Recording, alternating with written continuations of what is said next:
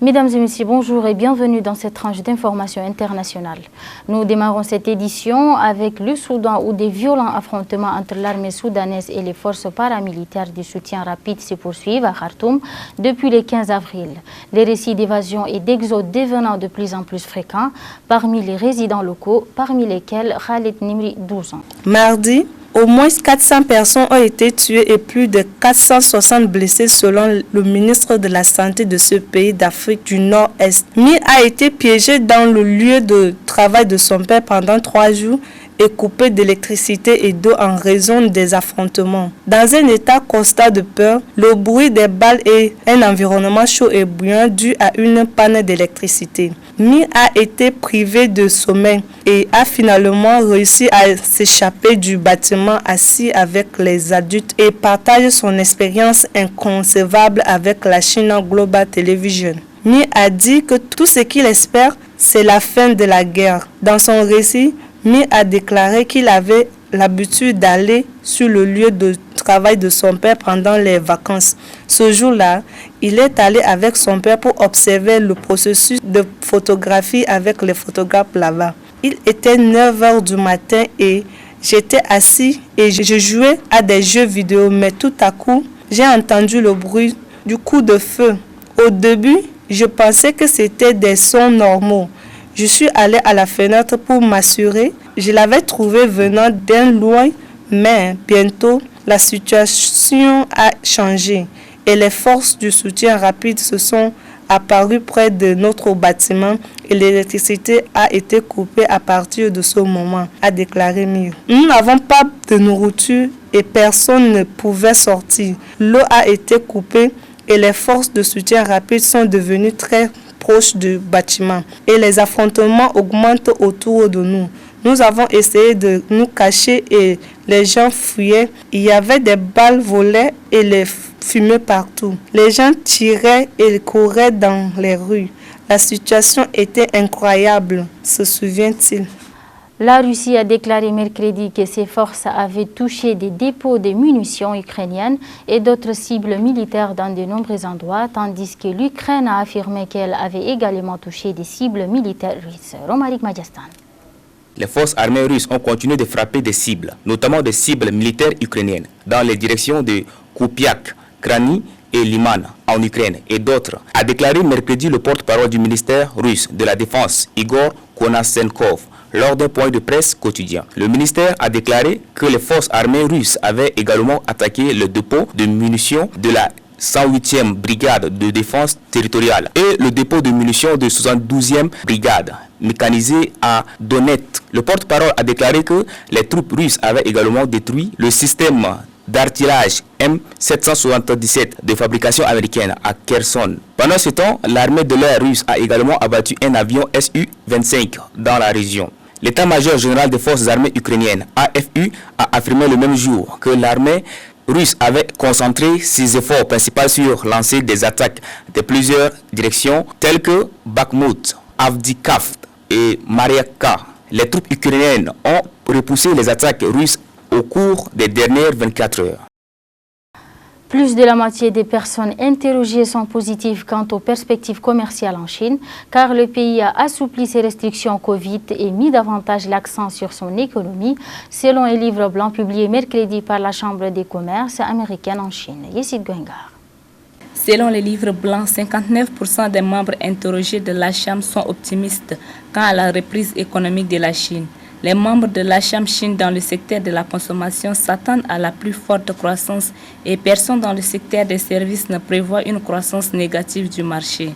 Mais près de 30% des entreprises de recherche et d'innovation s'attendent à ce que leur industrie se contracte cette année, selon le livre blanc. En outre, 17% des entreprises de technologie et autres sociétés de recherche et de développement ont déclaré qu'elles prévoient de réduire leurs investissements, le taux le plus élevé de tous les secteurs, note le livre blanc. Hacham a déclaré que cela pourrait être le résultat de mesures restrictives imposées par les États-Unis sur la technologie et les activités commerciales en Chine. Les États-Unis exploitent stratégiquement la crise ukrainienne en cours pour rompre les liens commerciaux entre le pays européen et la Russie et isoler la Chine alors qu'elle cherche à poursuivre ses propres objectifs géopolitiques, selon Michael Hanson, professeur d'économie à l'Université de Missouri, Kansas City. Abdelaziz Mohamed Ahmad pour les détails.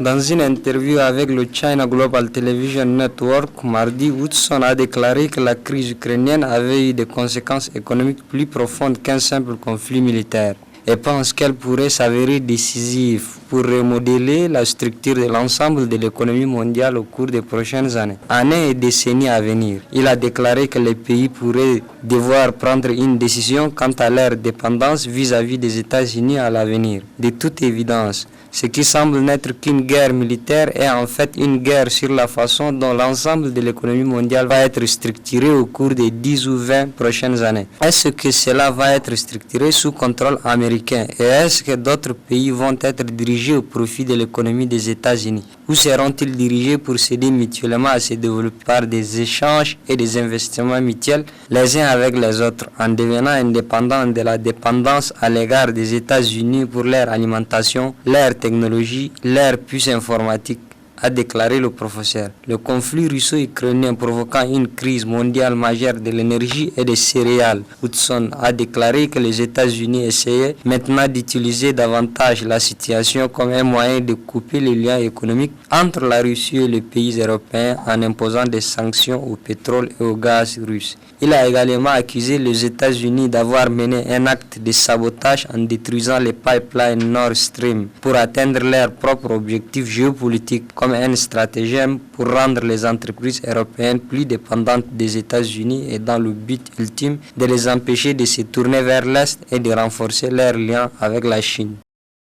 Le ministre russe des Affaires étrangères Sergueï Lavrov a critiqué les États-Unis pour avoir refusé des visas aux journalistes russes censés l'accompagner lors d'une visite au siège des Nations Unies lors d'une conférence de presse mardi. Asiber Mohamed Ahmad. Alors que la Russie assure la présidence tournante du Conseil de sécurité des Nations Unies ce mois-ci, Sergueï Lavrov devait présider plusieurs réunions à New York, mais les États-Unis ont refusé des visas aux journalistes qui devaient couvrir son voyage. Lors d'une réunion avec Lavrov lundi, le secrétaire général de l'ONU, Antonio Guterres, l'a informé des efforts du secrétaire de l'ONU pour résoudre les problèmes du pays hôte, notamment en ce qui concerne les visas pour les fonctionnaires russes. La délivrance des visas pour les citoyens russes qui ont des affaires devant l'ONU est une question que nous avons évoquée à plusieurs reprises avec les pays hôtes et je ne doute pas que c'est ce qu'a dit le secrétaire général, a déclaré Stéphane Dujarric, porte-parole du secrétaire général de l'ONU, dit aux journalistes. Soulignant la conspiration occidentale contre les médias russes et l'hypocrisie au sein de la soi-disant liberté d'expression, Sergueï Lavrov a déclaré que des mesures de représailles seront prises en réponse à cette conduite inappropriée du gouvernement américain. Nous pensons que c'est épouvantable, c'est ce qui se passe ici. Toutes les conjurations sur l'accès à l'information, la renommée de la presse, toutes les incantations qui ont été proférées par les dirigeants occidentaux, y compris bien sûr les États-Unis d'Amérique. Les citoyens de certains pays ont accès à des faits qui dérangent et des faits qui ne sont pas nécessairement conformes au soi-disant récit occidental. Bien sûr, l'Occident a fondamentalement décidé de piétiner les médias qui ne sont pas subordonnés à l'Occident. Nos envoyés ambassadeurs dans divers pays, y compris à Washington, fournissent fréquemment des données et des informations spécifiques sur la discrimination à l'encontre des médias russes. En ce qui concerne nos mesures réciproques, nous tiendrons certainement compte de cette conduite inappropriée de la part des dirigeants américains. De la conduite inappropriée du département d'État, ils ont pris la décision là-bas, a déclaré Sergueï Lavrov. Et le dernier élément de cette édition, l'ancien premier ministre égyptien Ehsan Abdelaziz Sharaf a salué le rôle de la Chine dans l'offre de ressources médicales dans la lutte contre la pandémie de Covid-19, en particulier pour permettre aux pays nord-africains de fabriquer le vaccin. Les précisions de Lorraine. S'adressant à China Global Television New York, CGTN Dans une interview, il a noté que la Chine jouait un rôle important dans la fourniture des médicaments à de nombreux pays dans la lutte contre le Covid-19. La Chine a joué un rôle important en fournissant les assistances médicales nécessaires à un certain nombre de pays, car probablement plus de 120 nations ont bénéficié de son aide. Il est encore plus important d'offrir des vaccins parmi toutes les autres fournitures d'installations médicales et sanitaires. Tout comme j'ai dit qu'il y a probablement plus de 120 pays qui en ont bénéficié. La Chine a fourni toutes sortes de ressources médicales à l'Égypte, en particulier les vaccins COVID-19, et la coopération de la Chine avec l'Égypte sur le vaccin mérite d'être mentionnée, car cela fait de l'Égypte le premier pays africain à produire des vaccins, ou en d'autres termes, à devenir le centre de distribution de vaccins entre les nations africaines, a déclaré l'ancien Premier ministre égyptien. Et c'est tout pour cette édition internationale, mesdames et messieurs. Merci à vous de l'avoir suivi. Restez sur Tchad 24.